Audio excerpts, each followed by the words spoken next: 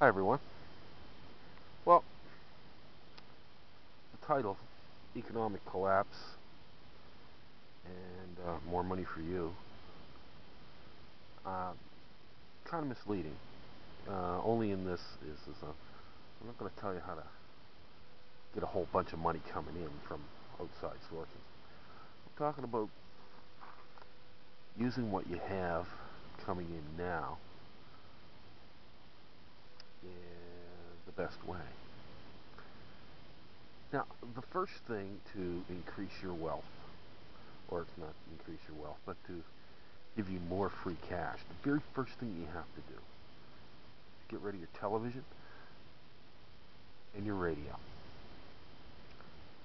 Uh, the reason being is that TV and radio in most homes is on all the time, and it's pumping out constant messages of buy, buy, buy, buy, buy, and you end up buying and buying and buying and buying and buying. That's the bottom line is that you end up buying a lot of stuff. They're very good at what they do, and they do it through television, and they do it through radio. Um, the commercials. Now, that does something immediately. You take your TV, and if it's a newer TV, you sell it, and you get a nice little chunk of change for it. You won't get what you paid for it, but the big savings is you get rid of your cable. Now, what's cable? Anywhere from $100 to $150 a month, right? And by getting rid of it, you don't get hit with the propaganda. You don't get hit with the mind control that they pump out with this stuff. I'll give you an example. I got rid of the television set 4 years ago. And what I noticed the first Christmas was basically a Christmas like any other. The next couple of Christmases, we didn't do anything. We had no interest in it. Christmas Day, we exchanged little gifts, but we weren't compelled to go shopping. And it actually, it's the only thing that I can really say happened. And it's like all the things that, to go shopping, it used to be you know, it was like entertainment. And the amount of money that we'd spend in a run of a month was just quite a bit. So there's a lot of money that you spend that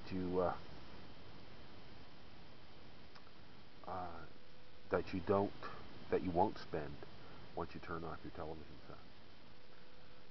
set. The next thing is then look at what you have.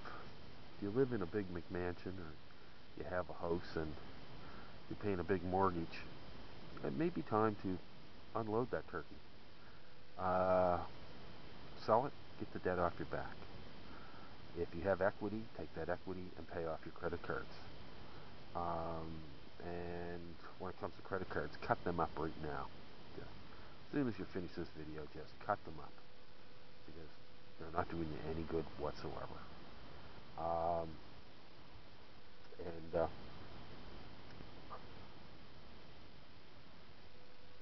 It's something that you, once you do, it's quite a shock. It was for me. Um, but after a few months, you don't even notice it. Everything is paid with cash, and you get your pay, and you buy the things that you need, and because you're not being propagandized or on television and radio, you actually don't spend a lot of money. Now, the